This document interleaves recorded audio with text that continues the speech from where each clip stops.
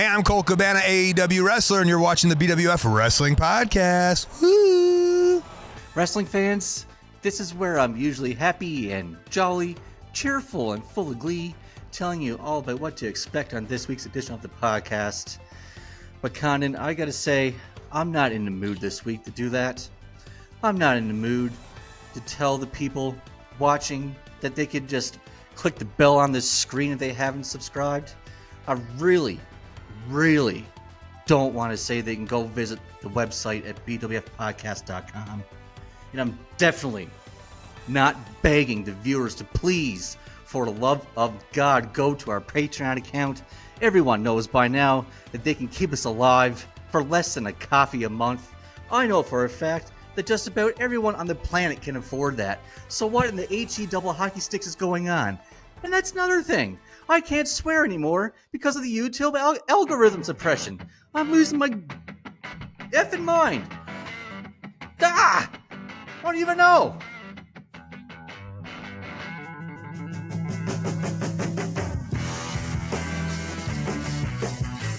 This is the BWF Wrestling Podcast. With your host and the leader of the BWF Nation, the Big Susan Little Bobber, the undisputed BWF champion, Eric Bischoff. Oh, my land to Condon. And before I go off on my next rant, because believe you me, there's another one coming, please tell the great BWF Nation why I have a stick so far up in me that you can put a marshmallow in my mouth and roast it. And please tell the people what is going on in your life. I don't know. I've never seen you so angry before. You don't know? Okay. I'm as curious as everybody else. I know that you've been getting into arguments with people on the internet. So maybe that's it.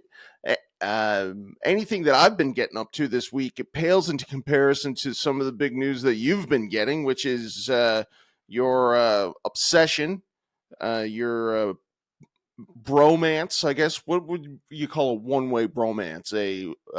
Like a bro stalking, I guess, of Tom Billington has finally been acknowledged. Looks like he has made the biggest mistake of his life in acknowledging you online. But if anything can bring a smile to my face, it's being acknowledged by the Dynamite Kid, Tommy Billington. So So I'm curious, what is it that has got you so rattled when so many good things seems to be happening for you this week? Well, before we do, why don't you tell the audience exactly what we're gonna, what in the HE double hockey sticks was that? Not swearing is gonna be really hard, folks. Oh my That was God. My little kitten just pushed something off of the shelf. You know how kittens are. Yes, indeed. Holy cow. Okay. Tell the audience what we're going to be doing this week. We are talking about Eric Bischoff and WWE. We are going to take a look at the last time and probably the most impactful time that Eric Bischoff was on television. And then I'm sure you have some games and whatnots for us to play as well. And I don't know what else. I'm sure we'll be talking about Tom Billington, Tommy B a bit more too. Tommy B. Shout out Tommy B. What's up? As you fans may notice here, I'm not in the BWF studio as I usually am. I'm house sitting my friend's house, and they have a cat here. I'm really allergic, so if I sound stuffed up, if I sound like a piece of garbage, I do apologize. But I don't want to start the show off as a negative Nelly. It's just not me. It really isn't. So why don't we go into the Chronicles right away, and let's get into the Easy E.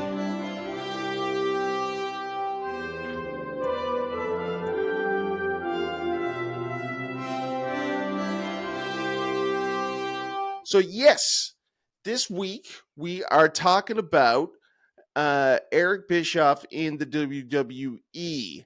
It was wow, what was it, 2004-ish, 2003? The run was officially 2002 to 2005, and then he was hired back on a little bit later to be a SmackDown writer, which didn't last at all. All right. But yeah, 2002 We'll get to there. 2005 is where we're covering this week. Now, I guess let's start from the beginning, which is where? How far back are we starting?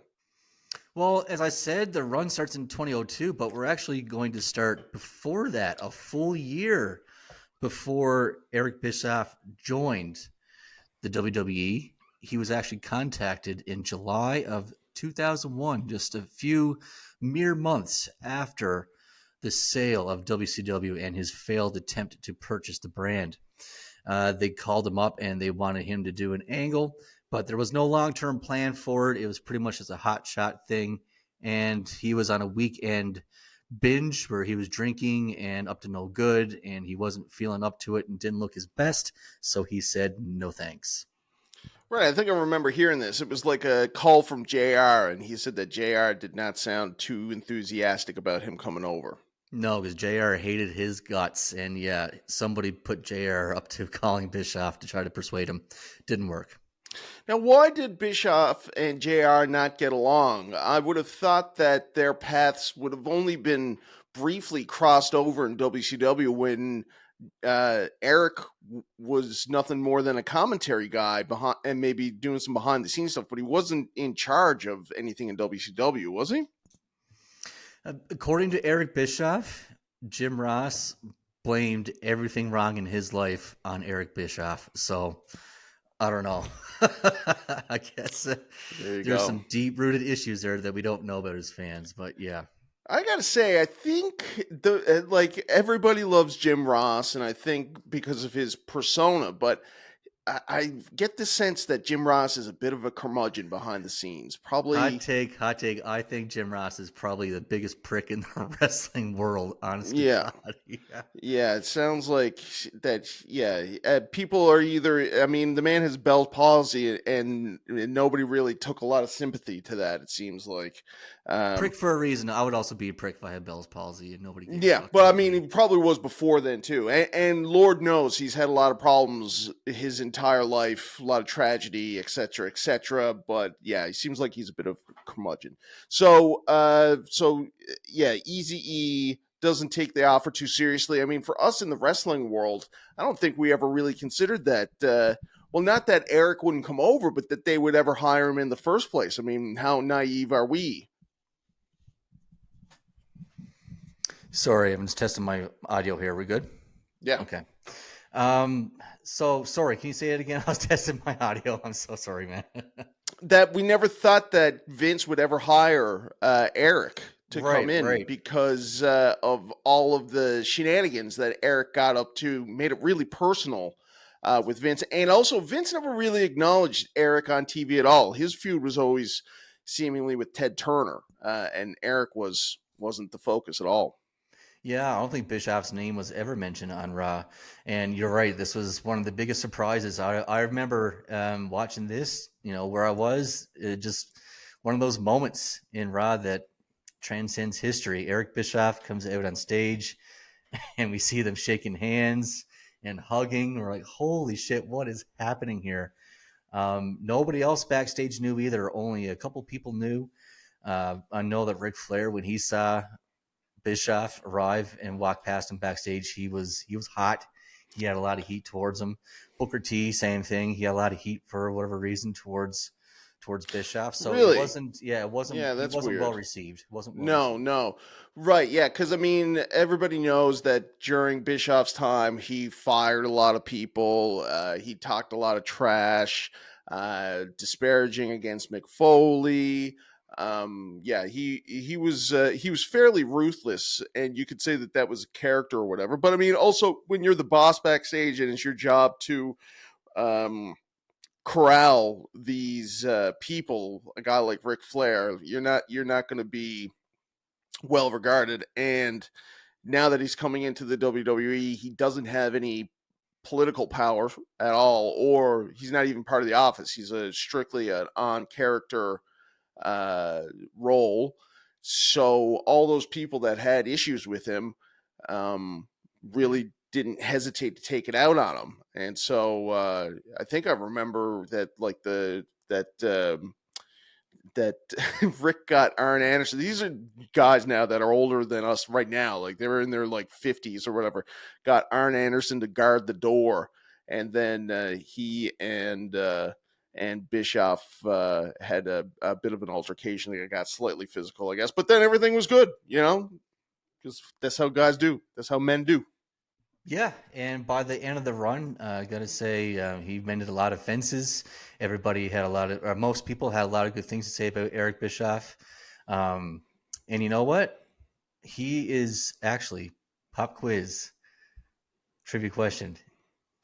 Eric Bischoff, is he the longest reigning GM of all time? Yes. Yes or no? False. He is the second longest reign. Only right. Teddy Long has a longer GM reign than Eric Bischoff. And fans actually consider Bischoff to be one, if not the best general manager of all time. Yeah. So he comes out to Vince and they hug, they improv in the moment, decide to hug each other. But I mean, even leading up to that, you mentioned Booker T. I remember that before they brought him out, before they went to commercial break, they had Bischoff walk past the frame and Book goes, "Tell me I did not just see that." And I guess, and we may have even spoken about this on the show, that the idea was that they were hoping to pop the ratings because people would go, "Hey, we just saw Eric Bischoff. You got to tune into Raw right now." And then that segment would be more widely seen. And that scene was ad-libbed too. Amazing by Booker to do that. Oh, yeah? He had no idea that was coming. Yeah. No. Really? He didn't know that Eric Bischoff was walking by him? No, he had no idea. They're setting him up for a scene. He had no idea who was coming. He knew he had to do a scene. He knew he had to say, but he didn't know who it was. Who said that? That's Booker's version of events, is it? Booker's version, of course. Yeah. All right. Anyway, maybe. That seems insane. But yeah, that seems insane. He didn't. His catchphrase is "Tell me I didn't see that." I mean, it's like, why would they risk that entire thing? What if Booker just decided to attack him if he had some beef with it? Anyways, sounds like a Booker T story. So he comes out, he hugs Vince. They really go over the top, raise each other's arms. He comes out to Back in Black, which I don't even know if you could find that version now because they sort of quickly go to his "I'm Back" theme, which is pretty good. It's very much like Back in Black, but it's its own thing. Suited him well. Great theme, so underrated. What is going on in Monday Night Raw right now, and where does Eric sort of hit the ground running? I guess he really hit the ground running around SummerSlam or post SummerSlam 2002 when he brought the world title onto Raw. And then after that, he would start a feud with Stone Cold Steve Austin, which is what we're going to talk about. But he had other feuds as well. He feuded against Shane McMahon. He had feuds against Paul Heyman, Stephanie McMahon. I'm pretty sure Eric Bischoff is the only man in history or on the planet to have made out with both Linda and Stephanie McMahon. I don't know why Vince had such a cuck on to see Bischoff. Again, he's done worse. He's done worse. So his first major feud is with Stone Cold, which makes sense. Before he ever stepped foot in the company, it was well known that Bischoff sent him a FedEx. What's the story that he sent Stone Cold FedEx firing him when Stone Cold was home with a broken shoulder, broken knee? Yeah, he was injured with something like that. Yeah. But yeah, he got a FedEx in the mail saying that he was fired. But said, "We don't need you on the show. We don't need you on the dang show no more." I think it worked out better for Stone Cold in the end. But who knows what was going on behind the scenes? Do you know if there was any talk that needed to happen between Stone Cold and Eric, or it strikes me that these guys are probably too professional to have to hash out something like that? When there's business and money to be made, water's under the bridge. There you go. So he comes in. Steph is the SmackDown GM. We're at SummerSlam 2002. So his introduction almost. I mean, not almost. He is the catalyst for the Reign of Terror, right? He brings back the world title. And you talk about controversy, because I don't think this would float in today's day and age. But instead of a battle royal, instead of a tournament, instead of a eliminator, he opens a briefcase and just hands Triple H the world title, and he's world title like that. But we've also talked about this before on our original Reign of Terror episode, audio only version. It was one of our earlier episodes, so we'll quickly go over this and our thoughts. For me personally, I love the idea because there's nothing more heelish. And number two, if Triple H has if there's a tournament and Triple H wins the tournament, he's already beating all of the top faces. He's already beating all of his challengers. So once he's champion, who's going to care about the feud with someone he's already beaten? So I like it. It sets up all the feuds that are fresh. And yeah, what more prickish thing to do, what more heelish thing to do than to be handed a world title and without having to earn it. That's right, and it gets over both those guys as being heels. But it's not like a Helmsley McMahon partnership from my memory of it. It's never like Eric is pulling the strings to make sure that Triple H is they're never like on the same team. It's not they're not part of the same faction. Although Eric is heel and he's done this, they're kind of operating in different worlds. It's almost like an Adam Pearce. I know Pearce. Is Pearce a face? I don't know. We don't watch product, but it's almost like a heel version of Adam Pearce today, because I think Pearce does a great job of separating himself. But either way, yeah, no, I see what you're saying.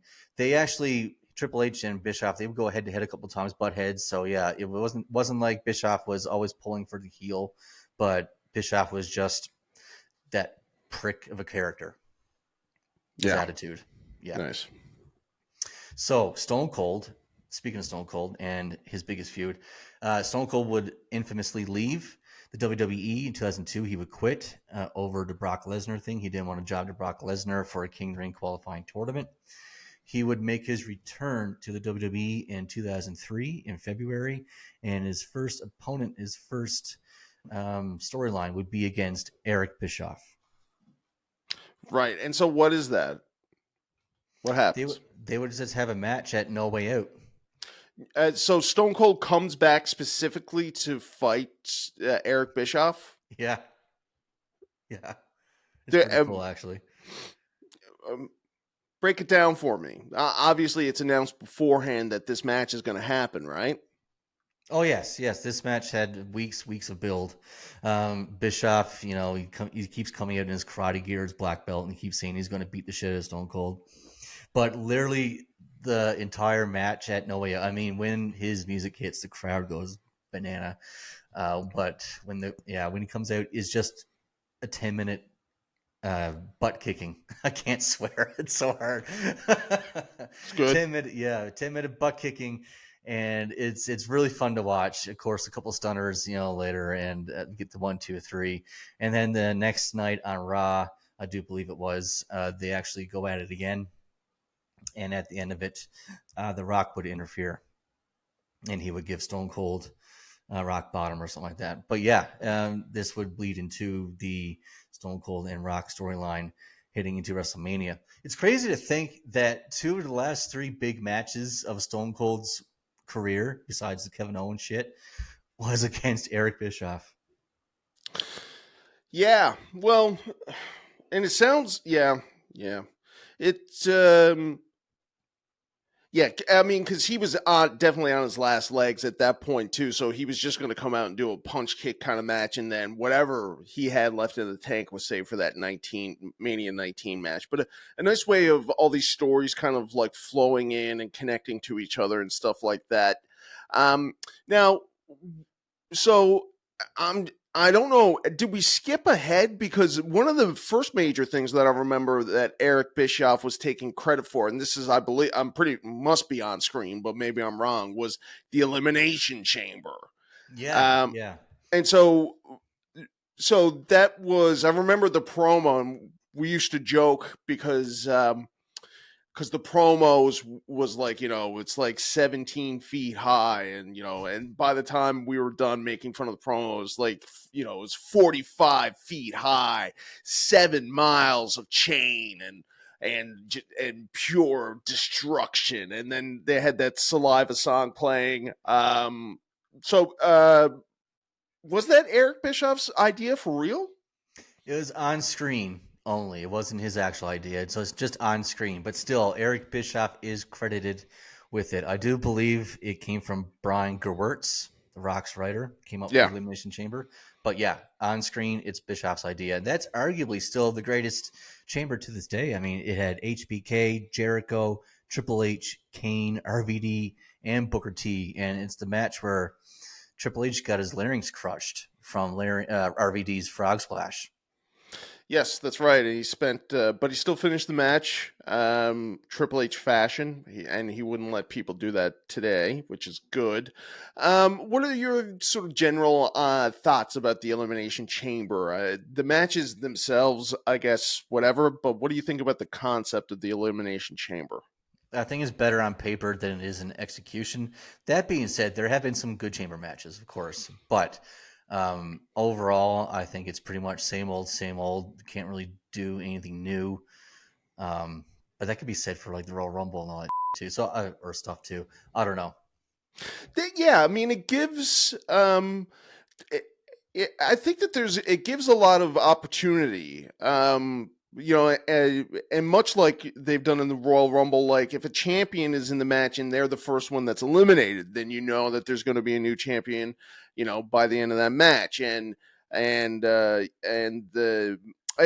like it. I like it more than, say, the War Games concept, which I've never really liked, because the War Games as a concept is like the majority of the match is meaningless because nobody can win until the last guy is in the ring, and then typically the match is done, more than halfway done. I don't know why I took this opportunity to talk smack. Brandon, beep that out. Of course, I'd be the first one to swear on this. I didn't know. I said the S word a few seconds before my last sentence, so it's all good. But shout out to our editor, Brandon. You're the man. Thank you so much for taking the time to do this, bud. Anyways, so he does the Elimination Chamber. He's coming out of the gate good.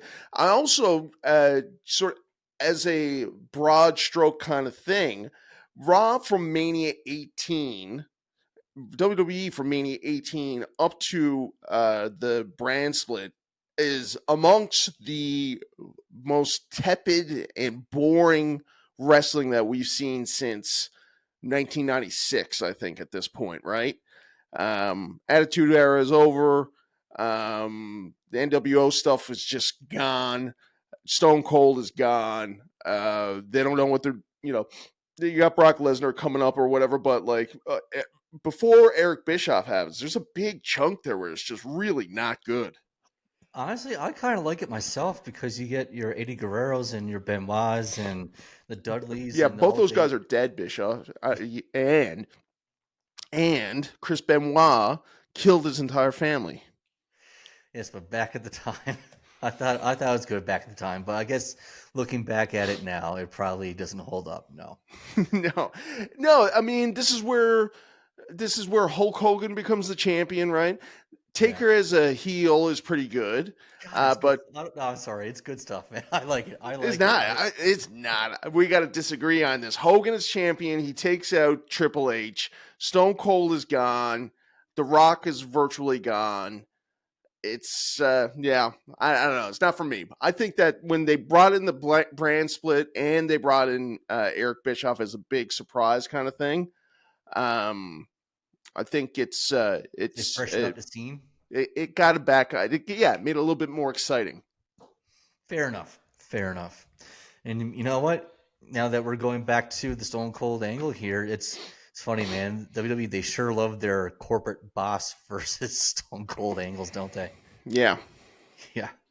But this angle would actually lead into Stone Cold becoming the co-general manager of Raw. Right. Do you remember this? Yes, the sheriff, right? Or is he not the sheriff? No. The sheriff is later. We'll talk about the sheriff later. Right. This is the co-general manager.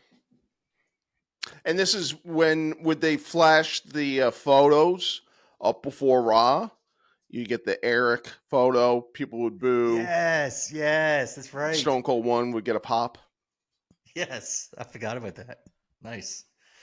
So, but do you remember now? I mean, we would get lots of memories between these two in the ring. They would be on Raw every single week. They couldn't touch each other unless Stone Cold was physically provoked. But this would lead into the Bad Blood pay-per-view, which is coming back this year, and the Redneck Triathlon. Do you remember this? No, I don't. What is it? It's a concept where they spin a wheel and Stone Cold and Eric Bischoff would have a contest against each other. Such things on the wheel were line dancing, lawn gnome stealing, but we get a burping contest between the two. And all it is burping sounds being played in the loudspeaker, and they're just lip syncing or burp syncing, I guess, to the best of their ability. And it's so Lame. effing stupid. Yeah, lame. that sounds lame. Yeah, it's Cheesy. so bad. And then the next one is a pie eating contest. And Austin, he was amused at Eric because Eric did not realize the WWE version of pie was what it was. Eric thought it was gonna be rhubarb pie or strawberry pie. Yeah. And then when Austin smartened him up to the word and he realized what it actually was, poontang pie, he became ecstatic. And he was like, all right, I have 4 ladies I want to pick. And then Austin was like, oh no, you're not getting any of those 4 ladies. You're getting Mae Young, who comes out to the ring wearing a thong. And Eric Bischoff eats a Bronco Buster from Mae Young. Yeah. Austin quits. He's like, I forfeit. So therefore, Eric wins the round. Austin won the burping. Eric won the pie eating. So they had to go to a tiebreaker. Can't make this stuff up. Sorry, Brandon. And then for the last one, we have to go to Pig Pen Fun, where Eric Bischoff was thrown into a pen full of slop. Okay. What's the contest there? It's just called Pig Pen Fun. That's what it was. I don't even want to spend too much time on this. No. This is just doesn't make any sense. It's yes. so dumb. So, I mean, it seems like, and I've always wondered this too, like if Bischoff, he knew he was going into a place that he had said publicly he was trying to put out of business. Like, how did he feel going into work and going like, okay, so now this week I'm going to be violated by Mae Young. I'm going to be thrown in some slop. Every week was some sort of humiliating thing where it seemed like if you didn't know any better, he was getting retribution for his sins of the past. Absolutely. You think that somebody high up in the company still had a grudge against him. For sure. Yeah.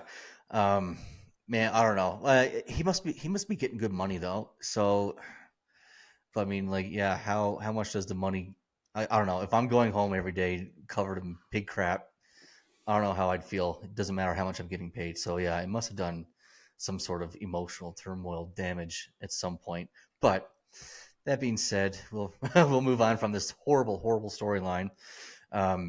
He would eventually get into a feud with Shane McMahon over his making out with Linda, and Stone Cold would help him. Would help Shane win at SummerSlam 2003. So this is going to build into the Survivor Series of 2003, where it's going to be Austin's team versus Bischoff's team, and both of these guys' jobs are on the line. Now, this actually turns out to be one of the better Survivor Series traditional matches in recent memory, and one of Randy Orton's better performances, and it actually starts a string of trilogies for Randy Orton where he's the sole survivor. Yeah, cool. I remember that. Yeah, it was a good pay-per-view with a good gimmick on it. Yeah, that period was really good. We had Taker and Vince in the Buried Alive match. Yeah. There's some really good matches on that one. But yeah, in the end, Orton, as I said, he'd be the sole survivor. He would pin Shawn Michaels in the end, and Austin would lose his job. But that would not last too long, as a month and a half later, Austin would come back as the sheriff in pretty much the same gimmick, except he was riding an ATV, drinking and driving. Yes. Getting over. I mean, it's now that we're going through it, it's crazy that Austin's real last run, even though it was an on-screen authority figure, but like was directly intertwined with this Eric Bischoff run. Absolutely, yeah. And said Austin would go on to WrestleMania 20. I think that was his last appearance as a sheriff. I do believe. I could be wrong. If I'm wrong, I do apologize. Don't at me. But I do believe. Please, somebody at him, for the love of God. Please at me. Yeah.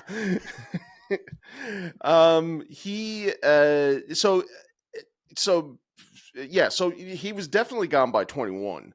21 was the Los Angeles thing. Was Los Angeles gone Hollywood, right? I don't think that. Right. Yeah, he came back for 21 for the Roddy Piper stuff. Yeah, that's right. And but Bischoff is still hanging around after the fact of this Hogan stuff, right? Like he's his run continues on. Yeah, he would actually turn face for a while, but he would turn heel again when John Cena gets drafted to Raw in 2005, and Cena wouldn't be Bischoff's boy, so he would send the likes of Christian and who else was, I think it was Jericho. Yeah, Christian Jericho. He would send after Cena over the summer. And then Jericho and Cena would have that match at SummerSlam 2005, where if Jericho lost, Bischoff would leave the WWE. And then, as we saw the next night on Raw, Bischoff was thrown into a garbage truck. Right. That was the end of that. That was the end of that. Yeah, done. See you later, easy. Yeah, and I mean, and so that's the end of his run, which is good. So 2005, almost exactly 3 years, which his on-screen WCW NWO stuff was from 96, 97, 98, 99. So a little bit longer, I guess. And we didn't even get into the Eugene stuff, right? Because Eric... Oh, right, the Eugene stuff. Yeah, he was directly responsible for that. I wonder if Bischoff's WWE run was better than his WCW run. I mean, he doesn't get to act as cool, obviously. Oof, that's a tough one. I don't know. I mean, he was really good in both. You know, that's a good one for the fans. Fans, write in the comments. Was his WWE run better than his WCW run, on-screen character-wise? I have to say no. I'm going to say WCW myself personally, but it's damn close. Darn close. It's darn. I think you say damn. Okay. Well, there you go. Eric Bischoff. Now we've done an episode about Vince Russo and Eric Bischoff. Let's see. Who else do we got left? I guess we can obviously do a McMahon one at some point. McMahon, Paul Heyman, yeah. Heyman, oh yeah, we got the brains behind the operation. I personally think that his WWE run was a lot more logistical. I think he was better served to not have to be in charge of creative, and he was a better on-air just talent role. I think with WCW, he was probably spread too thin, and it was obvious that, I mean, you could argue that the NWO, and it's arguable. We could do a year's worth of where did the NWO jump the shark, but you could argue that he should never have been part of the NWO, because it doesn't make any sense, because the NWO is supposed to be against WCW, but the guy that's running WCW is now NWO. So, but it was very obvious that Eric Bischoff wanted to be with the cool guys. He liked Hogan especially, and maybe that wasn't a good idea. But, he had some good moments in WCW too. He had a good feud with Ric Flair. He had, some good shoots on Vince McMahon. He also had a really good run in TNA. Let's not forget about that as well. Oh, I don't know. I should say really good, because I think him and Hogan also drove TNA into the ground for a bit as well. But he had a run in TNA. We can look at that at some time too, how responsible those guys were for that. But anyways, there you go. Eric Bischoff, WWE, The Chronicles.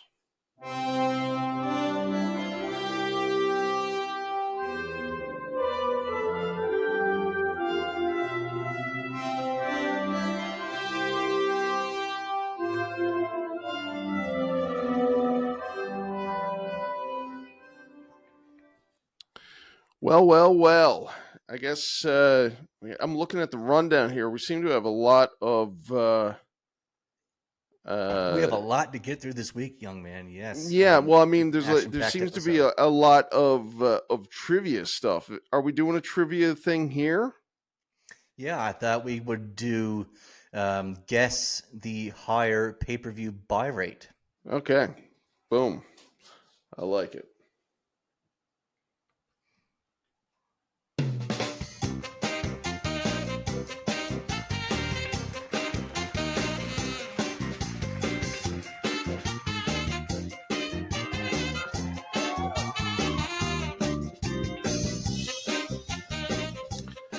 Okay, and this will be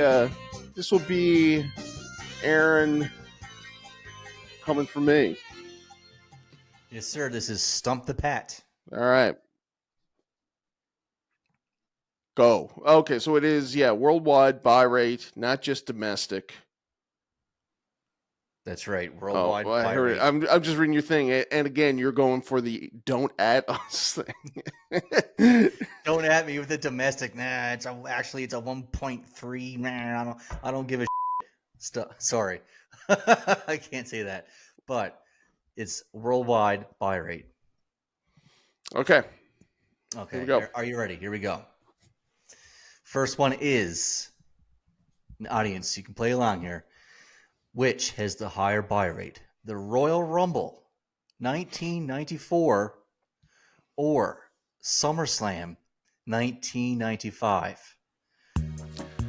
All right, well, this is a pretty interesting one. 94 Royal Rumble was the one that had Brett and Luger co-winning. It had Yoko as champion, defeating The Undertaker in a casket match, who and the Hearts floated versus the Quebecers as well.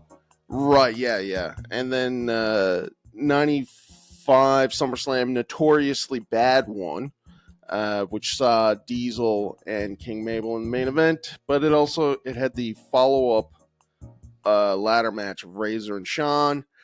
And anything else notable on that 95? Absolutely not. Hakushi and the 1-2-3 Kid, actually, that was decent. Right, and Brett and Isaac Yankem, right? Correct. Now, the business, it's a good question. Off the top of my head, I think I would say into the 94 Rumble, but then why put it against the notoriously bad 95 SummerSlam? You'd think that would be obviously not the choice. I do remember that the Intercontinental match at that pay-per-view was going to be Sid and Shawn Michaels, and they changed it to a ladder match to pop the pay-per-view and ticket sales, and it worked. So because of that, I'm going to say that it was SummerSlam 1995. Correct. In fact, this is one of the closest on the list. Royal Rumble 94 had a buy rate of 200,000. SummerSlam 95 had a buy rate of 205,000. So very, very close. Good job. Thank you. Yes. I think, because the 94 Rumble had no draw. There's no draw in that pay-per-view other than the Royal Rumble, and I don't think the Royal Rumble was a draw at that point. So at least SummerSlam had that ladder match. Okay, number 2. Here we go. Do we have, as a higher buy rate, Beware of Dog number 1 in 1996 or Beware of Dog number 2? These were 2 days apart. And what are the circumstances of why they had to do another pay-per-view 2 days apart? Because the power went out in the building. So how much of the pay-per-view did everybody get to see of number 1? And how much did they redo at number 2? About half. They saw about 2 matches. And there's, I think, 4 matches on a pay-per-view. Right, yeah, it's these weird in-your-house ones. I'm going to say, well, I mean, yeah, again, another interesting one. Good one, Bish, because you would go, all right, well, if you buy, and now they made everybody buy the second one who bought the first one and didn't get it? That I don't know. I have no idea how that worked. Yeah, that's weird. I'm going to go number 2 then. Number 2 had 117. Number 1 had 116. Good job. There you go. They must have offered some sort of deal. They had to have. Yeah. Okay. That was your easy one. The rest of these are going to be a little bit harder. Okay. Here we go. I like this one personally. This is the SummerSlam 1993, as Brett would say, or SummerSlam 1997. SummerSlam 1997, one of my favorite SummerSlams of all time. The finish of the Bret Hart and Undertaker match is one that is referenced today, even.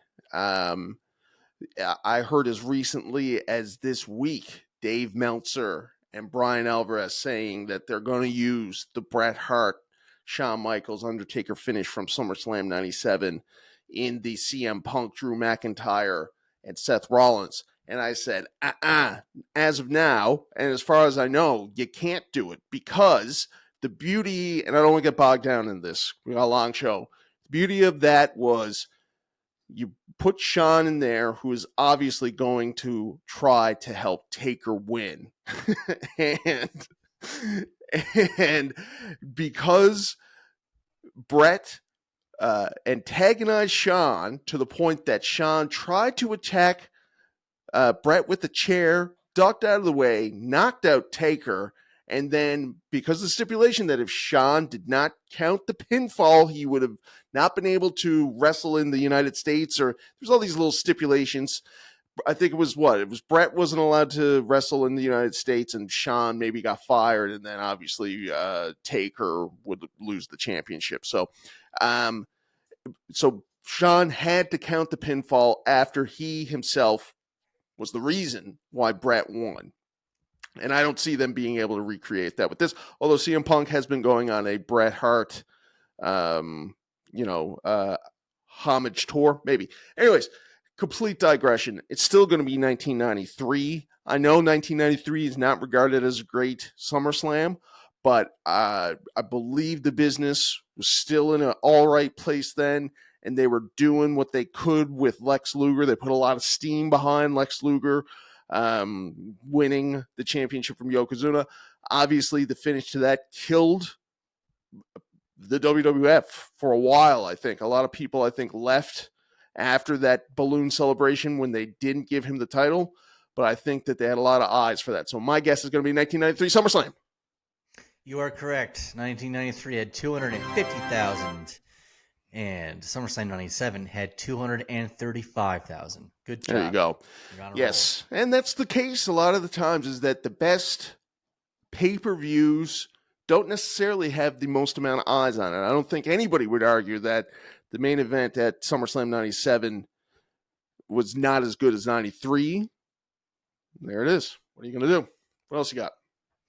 All right, next on the list is the Survivor Series 2000 with Stone Cold's return after a year-long absence.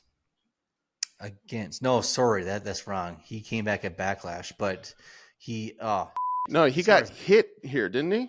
He got hit at the Survivor Series 99. Oh, okay. But I think this is his first match yet. His first match back after being hit after a year at Survivor Series 2000. Or do we have King of the Ring 2001? And is 2001 the Shane and Kurt Angle? Yes, it is. I don't remember a single thing from the Survivor Series 2000, but so King of the Ring 2001 would have been after Mania 17, right? Yes, correct. I'm going to guess Survivor Series 2000. I have no idea what else is on either of those pay-per-views, but I know 2000 was a hot year for them, and I think things started to go down for them directly after Mania 17. King of the Ring, as I said, it had Shane and Kurt. It also had Booker T's debut. Kurt Angle was also going for his second King of the Ring. They had some good stuff going on, but you say Survivor Series. The answer is actually King of the Ring. It had 445,000 compared to Survivor Series' 400,000. Sorry, what was the 2001? King? 445. 445. Oh, wow, yeah, so not even close. All right, we got one more left. What is it? This is probably the most interesting one on the list, in my humble opinion. We have my favorite WWE pay-per-view of all time, the original One Night Stand in 2005. Or is it the first ever Taboo Tuesday in 2005? Yes, a very good one. A very good one, Bishop. And one that I can see the logic in comparing them. And both of those pay-per-views I really liked. I remember enjoying the concept going into Taboo Tuesday. And obviously, what more can be said about One Night Stand 2005. So, I mean... There's a couple of things here. This is the Taboo Tuesday that had Jericho and Shelton Benjamin on it for the Intercontinental Championship. If it's not the first Taboo Tuesday, then whatever. But this is the one with Jericho and Shelton Benjamin. Right, for the IC title, Jericho goes in as the champ. As champion, and Benjamin goes over. Yeah. Yeah. Okay, so yeah. Well, okay, so the ECW one, it must have been successful enough for them to eventually relaunch the ECW brand and to do another one. And then the Taboo Tuesday, it's on a Tuesday, so I can't see Tuesday pay-per-view getting as much of a buy rate as a weekend show, especially when the ECW One Night Stand show was regarded as so much higher than the Taboo Tuesday, even though Taboo Tuesday was a good concept. So, I mean, I'm just going to do a little stab in the dark here, and I'm going to say Taboo Tuesday, and that's going to be my guess. You're correct. Taboo Tuesday had 250,000, while the One Night Stand had 235,000. Yeah, so not a runaway by any means. But yeah, I guess it was the concept of that of Taboo Tuesday was what put it over the top. And I know that they did a whole bunch of other Taboo Tuesdays after that. So obviously both were successful, which is cool. Yeah, absolutely. And that's the trivia portion, or the higher buy rate. I guess we can move into guess the wrestler if you want. These are really easy. These will only take a few seconds. It should be only a few seconds each anyway. All right, we'll see. All right, guess the wrestler. Thanks to Chris Van Vliet and his social media account for providing these. I'm definitely not doing these, but these are definitely fun. Okay. I hate these. Let's see how long it takes me to do these. All right, so starting from the end, this person must be a current WWE champion, tag team champion, right? Since they got those new designs. Yeah, it could be current or former. Yeah, well, I mean, there's only 4 people it could be. And it's not R-Truth because I don't see any of the 24/7 title. Yep. It's The Miz. It's The Miz. It is The Miz. Yeah, you're right. Good job. Yeehaw. All right, I'll do another one.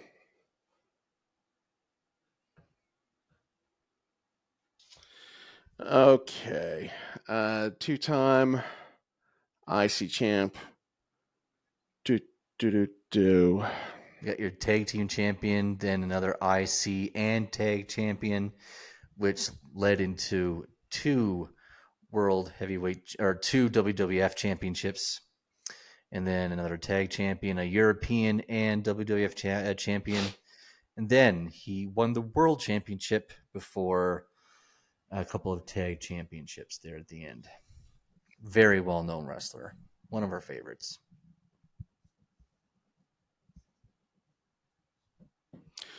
I mean, Shawn Michaels is the first one that pops to mind. It's Shawn. It's HBK. Yeah, there you go. Good job. I don't remember what was his last tag? With DX, with Hunter. Oh, right. Yes. Yeah. Okay, here we go. Last one. Wow. Tag. Whole bunch. Oh, is it Roman Reigns? You got it, buddy. Yeah. You got it. Okay. That's good. Easy ones. Easy ones this week. All right. And I guess, what are we going on to your rant next? This rant that you have, the Grind My Gears rant is next? Yeah. Let's do this rant. Let's do this rant while I'm all full of P and V. All right. Yeah, watch the watch the language on this. All right, go ahead. I mean, anytime you got to swear, I don't know if you have it off the top of your head, but anytime you swear or have to swear, instead of saying the F word, say fudge. I mean, that's easy. Anytime it's an S word, just say sugar. And what else? You saying the A word, say apples. There you go. Apples, that's a good one. Yeah. Yeah. All right. Go ahead. All right. Do you have the pictures ready from the exchange ready to go? Yes, please. Go ahead. So I know that it's going to be hard not to swear here, but GD. Nation, I know that most of you watching are fantastic. You think logically and don't act the size of your one-eyed, purple-headed yogurt slinger. So this goes out to the people that their mothers should have swallowed instead of giving birth to, that insist on fueling gasoline to this bull sugar AEW versus WWE feud and just love being online trolls. All right? Now, first of all, I want to say that I'm not an AEW mark by any means. I'm not a Meltzer mark. What I am, I'm a fudging wrestling fan. And this exchange this week online, it's not the worst thing I've ever seen, but it's just a straw that broke the camel's back in my brain. Let's start with this hot take, or should I say clown comment from the pro wrestling world. All right, let me read it. Let me read it so it stays on screen. Bruv, don't get me wrong. I love Will Ospreay, but what exactly is the plan for him in AEW?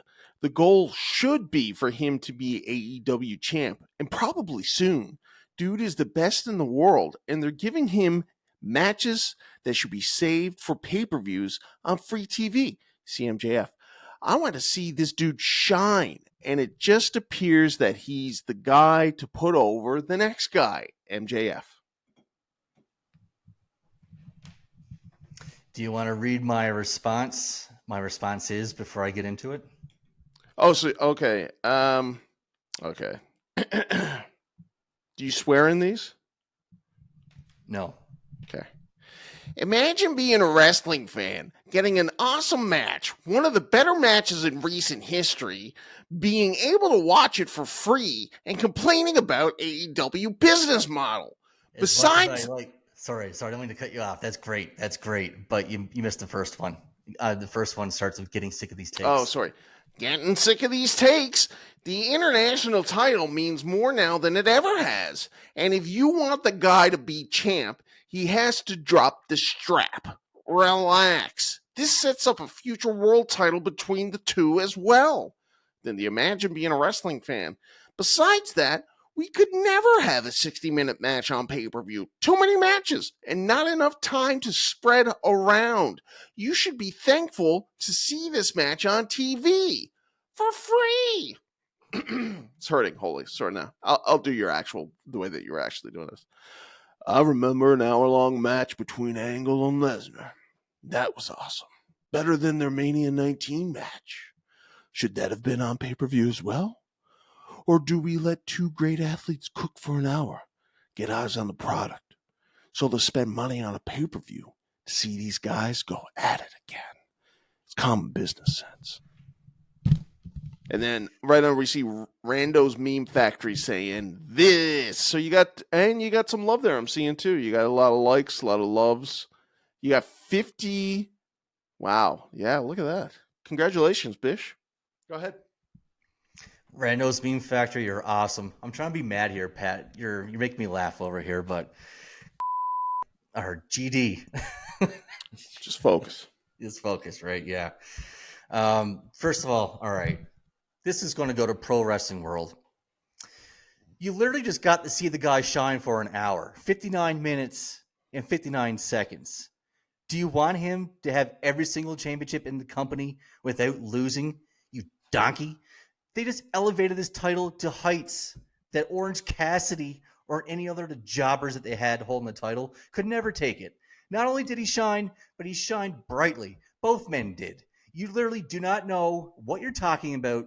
Stop running a effing website. Now, Ospreay, he's now free to win the world title and carry the company on his back. His loss against Swerve sets up a rematch. The loss to MJF sets up a world title feud, as I said. Sometimes a loss just means more than a win. Ask Stone Cold Steve Austin. Now,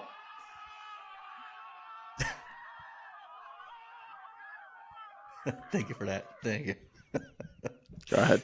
Now, let's take some time to address some comments that were made. And I'm going to take a line from your boy over here, Condon. Hit the dummy button. Yeah. Let's see what this guy has to say. They aren't grabbing new viewers by putting an hour-long match on TV between people they don't know. Well, fudge face, it gained over 100,000 viewers from the week prior. 7th for the entire day on cable, 5th on primetime. Highest rated episode since April. And by the way, without putting them in TV matches, how else are people supposed to know who they are or what they can do? They just made a lot of people drip down their leg at the thought of a pay-per-view match between these two. Guaranteed some of those gained viewers this week will buy the pay-per-view with Ospreay and MJF on it, whereas before, maybe they were on the fence and wouldn't purchase the show. So try again. Next one. But you're putting it on TV for free instead of a pay-per-view. Oh my effing God, who gives a fudge? Jesus. I think you're okay to say that. Yeah, I think that's fine. GDF. It was Dynamite 250, okay? The biggest Dynamite to date. Just like Raw 500, where we had John Cena and CM Punk go for the title. And The Rock, he gets the GTS after the match. Should that have been on pay-per-view too? No. The match fit the situation. A pay-per-view match would have not have elevated this match between MJF and Ospreay any more than it already has. It does not belong. An hour-long match does not belong on a pay-per-view, in my opinion. If I'm shelling out $50 to $60 for pay-per-view, I don't want 40% of it to be on one match. I want my variety. So I think it's a great idea to have it on TV. As I said, people can look at it, go, holy, these guys can go. Yep, shut up and take my money. I'm buying the pay-per-view. It gives them time to tell a story, you effing potato. And these takes, I've read them everywhere, man. Like, they're everywhere. And they wouldn't exist if it wasn't for this stupid feud between wrestling fans of AEW and WWE. The skid marks, those E-drones, wouldn't have said a word if Triple H put Seth Rollins versus McIntyre versus Punk on a Raw. They would be gobbling on Triple H's corn on the cob so fast they would have effing niblets coming at their GD noses. Of all the things to pick on a company for, putting on good wrestling for free? Are you fudging serious? Seriously. Trust me, it doesn't matter that you think you know more about business than the billionaire family who's actually running a fudging business. Now, I don't watch TNA, but I wish them all the success in the world. Dolph Ziggler as a world champ, that sounds boring AF to me personally, but I'm not going to put the company or the fans down just to get a reaction, like, or share. Variety is a good thing for the wrestlers and us fans. Listen, it's fine to discuss the product, what you like, what you don't like, ways to improve, but do it in a better way. And stop these uneducated takes. This post doesn't come close to some of the horrible things, as I said earlier, as I've seen online, but it is fudging dumb. It's stupid. Bottom line, stop being trolls, stop with the clown takes, be better wrestling fans and content creators especially. Now, next week, I'm going to... I couldn't agree more. Continue, please. What's next week? There's more? Oh, yeah. Next week, I'm going to go on another rant, and that's because there's way too many stables in wrestling. Well, there you go, Aaron. I agree with that. I think that AEW needs to pop their viewership anyway, so they should be putting as much into their weekly Dynamite show as possible to get that back up to the numbers that it was a year or so ago. And I gotta say, AEW in the last 2 or 3 weeks has sounded more exciting than it has in a very long time. So matches like that, MJF coming back, it sounded like Blood and Guts was a great show again last night. So I'm excited for the future. And like you said about sort of TNA, it's like you want AEW to be doing good. It forces everybody else to do good. It entices wrestlers to want to go to a different company, which makes competition better, which makes, the fact that they're doing these hour-long matches on shows to pop ratings is because of the competition. So it's great. That's right. If you don't like it, don't watch it and fudge off. Fudgers. There you go, buddy. Nice. Nice. One thing I will disagree with you about, though, is that you should post these hot takes on our social medias, on our BWF podcast X accounts, on our Instagrams and Facebooks, because, although you're not doing it for trolling reasons, it'd be good to get your opinion out there and inspire some conversation, see what people have to say. Did the person who ran the account, the Pro Wrestling World account, did they respond to you at all? No, because they are gutless chicken sugars. There you go. Nice. All right. Now, I think it's time that we say hello to our friends over to the Epic Shirts and just do a quick little promo for them. What do you think? Please go ahead. All right. Yeah, I can't swear anymore, so I have to do this different. BWF Wrestling Nation and wrestling fans, do your shirts suck a fudge? Then go to epicshirts.ca and go get yourself an epic wrestling shirt. Use promo code BWFWRESTLINGPOD to receive 10% off your order. And remember, if you're not wearing an epic shirt, you're wearing a lame shirt. Epicshirts.ca, go over there and see t-shirts for every category imaginable. We all know about the retro wrestling, that's why we're here. But they also have the 80s retro anime shirts, baseball shirts, celebrities, movies, animals, anything that you can imagine they have a shirt for. Go over to epicshirts.ca, use code BWFWRESTLINGPOD, and save yourself that 10%.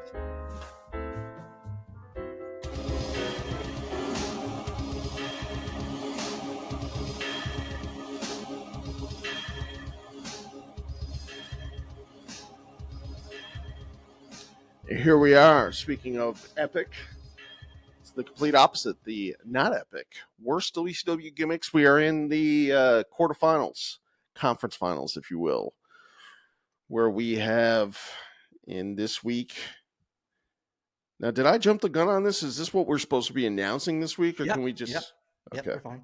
So in our finals, we have 7 against the Shockmaster, meme-worthy Shockmaster. 7, who is Dustin Reynolds' second worst gimmick, I think, and probably one of the reasons why he's not in the Hall of Fame and not regarded. He's one of these. Dustin Rhodes is one of these people that people have to say, "Oh, he should be in the Hall of Fame." Like there's a debate there, and it's because of this, and then Black Rain. Really, it's like really. Black Rain. I don't even remember Black Rain. Holy crap! We'll have to go over that. Yeah, that's TNA, where he looked like. Okay. Yeah, he was really not doing good mentally and physically. And then Shockmaster, which I believe is a beloved gimmick, and maybe it will end up winning this whole thing. Maybe it'll win, get into the finals, and defeat Black Rain. But I think that everybody remembers the Shockmaster pleasantly and not as aggravatingly as Seven. 7, yeah. Why was he called Seven? Why was he called Seven? Was it Seven Deadly Sins? Maybe sort of 7 Deadly Sins. Yeah. That's a good take, but I'm not totally sure. But that's probably what it is. But yeah, 7. He would get into this round with an 86% voting percentile over the Shark, and Shockmaster. He got into this round with a 67% victory over the Kiss Demon. What do you think is going to happen here? You got to think Shockmaster moves on, right? Maybe. Yeah, well, I think that it depends. If people are voting for what they like the most, then it's going to be the Shockmaster. But if it's ones that actually suck and that people don't like, then it should be 7. Fair enough. That's a good take. And then next, the Disco Inferno, who had a 63% voting victory over the Yeti, against Zodiac, who had 75% voting over the Booty Man. Nice.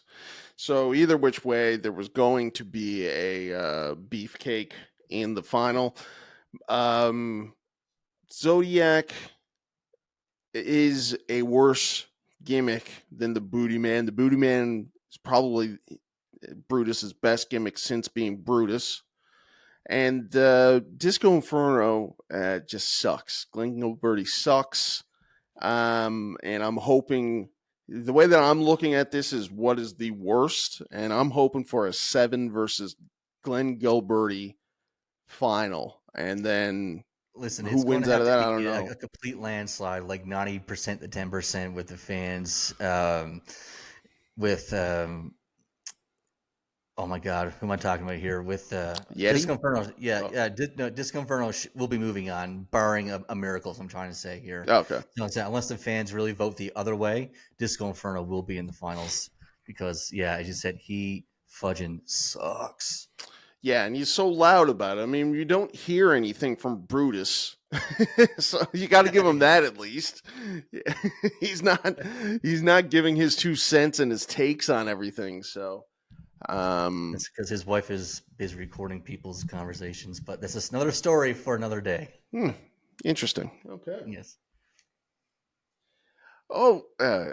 Anyways, so there you go. That's the conference finals. 1 more week, is it, or 2 more, or how many more weeks have we got of this? One more week, right? I think it is.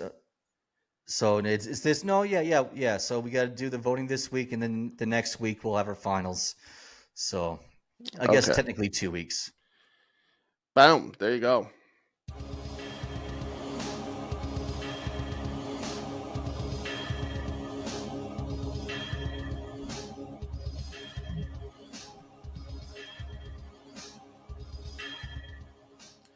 You think doing the best of the worst is always complicated. You don't know what people are saying. When it's just like who's the best tag team, people can get behind that because they're just going for their favorite.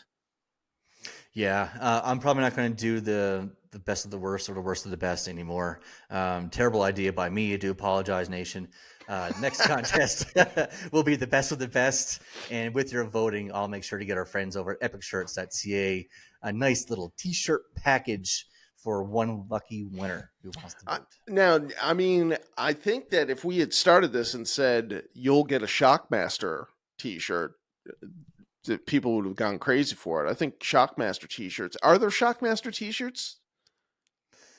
If I not, have no idea, but there's if gotta not, be. We'll then make sure you got to get the Epic Epic people on They that will. because Yeah. that would be huge. Yeah, absolutely. You're right. We'll make sure the Epic Shirts gets a Shockmaster shirt, 100%, because that is a missed opportunity. If not, you're totally correct.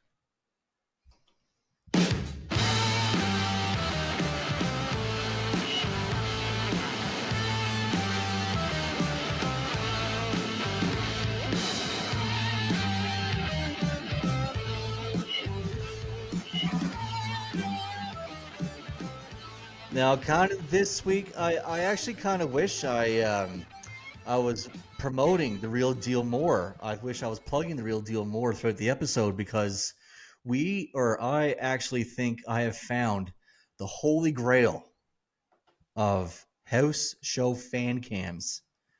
Like, I'm telling you, this is some cool ass sugar, and I should have been pumping this the whole episode.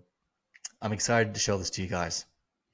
Okay, so first up with the line, this is why flippy stuff, this is why people hate, what is it? This is why Flippy Sugar ruins wrestling. Awesome, okay, so what are we looking at here? Looking like a gentleman is doing a flip backwards, lands on his feet, the guy has to fall down. So what's your hatred about this? He doesn't even hit the guy. Oh, okay. Yes, you're right. Well, I mean, he kind of gives himself a atomic drop. It's almost like a super atomic drop. It's almost like a super atomic drop on himself. Yeah. That's a good take. It's would have been cool if the guy had sold it like that. But I think what happened there, well, the guy didn't get much distance, and then his buddy wasn't ready to catch him. So I think that's in the way. Yeah. See. But all right. This next one is pretty good. This is Bob Backlund doing a deadlift on Hogan. This is actually really cool. Okay. We love Bob Backlund here. Oh, yeah. Do you think that Hogan is sandbagging him? 100%. Yeah, for sure. So this, okay, yeah, 1980. So this is interesting because, yeah, I mean, so Hogan is obviously coming in here as a heel. Because it certainly isn't Bob Backlund going in as a heel. And we know that Backlund wasn't allowed to be the one to drop the title to Hogan for whatever reason. I guess because he was babyface. That's impressive. And you know what? I bet you he could still do it today. I bet you too. Yeah, you could tell that Hogan was definitely sandbagging though. Yeah. God, that Hogan. All right, now here's your holy grail. Yeah, here you go. This is all you, buddy. You talk us through it. All right. It looks like, it looks like it's a little Razor Ramon and Shawn Michaels stuff happening here at a house show. It must have been so difficult. Razor's Edge to the outside? No way. No way. Shawn's like, oh, that happened. Yes. Push him to the ref. Nice. Man. Do you know where this is taking place? I do not, sorry, but this is a ladder match. Yeah, it looks like, I was going to say, I recognize a lot of these spots from the ladder match at Mania 10, so maybe this is either leading up to it and the practice for it or right after it. And so I would place this at 94, obviously. Not easy to get a camera into an event at that point in time.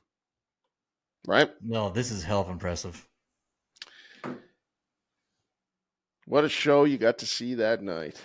And the boys are out there working, too. I mean, this is a WrestleMania caliber match. And I'm trying to figure out, I love the Razor Ramon shorts. I'm trying to figure out what color he's wearing there. Is it purple? I can't tell. That was a top ladder flare flop from Michaels there, was it? Yeah. Yeah. You can talk. It'll come back and forth. Don't worry. People know what's going on here. This is, It was a flare flop from the top of the ladder. It's so good, man. So is the finish of this the tangled up in the ropes finish? I'm not sure, to tell you the truth. I didn't watch the finish. I wanted to see it here. Oh, okay. Yeah, this is definitely their Mania 10 match. Because the other thing about their Mania or their SummerSlam 95 one was they weren't allowed to use the ladder as a weapon in that match. That's right. But I'd be interested to see what people have to say if there you go. One. So I'm gonna say that is after Mania 10. That's actually before Mania 10. Is it really? So why is there only one title up there? I don't know. Huh. Yeah. Well, there you go. Mania. That's great stuff. Yeah, I know. I found that so intriguing, man. Like, if you guys didn't find that as awesome as I did, I apologize, but I thought that was really, really cool. Yeah, it was nice. Footage. Good stuff. Good way to end off. Absolutely. And with that, we do bid a fare thee well. Aaron, bring us home, baby. Over the next few weeks, Nation, we're going to try something different. We're going to do some fantasy booking, some what ifs, as in what would have happened if. And it's going to be really interesting. We have the two-man power trip, the invasion, and what if Brett did not leave the WWF to go to WCW. But as always, remember, do not take us seriously because we don't watch the product. Goodbye, everybody.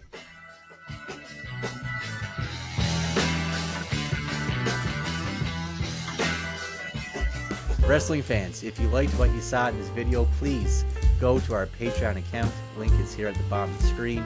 For only $3 US a month, you can get our full episodes as they're released early. You can see extra content not seen on our YouTube and TikTok channels and a whole lot more. Thank you.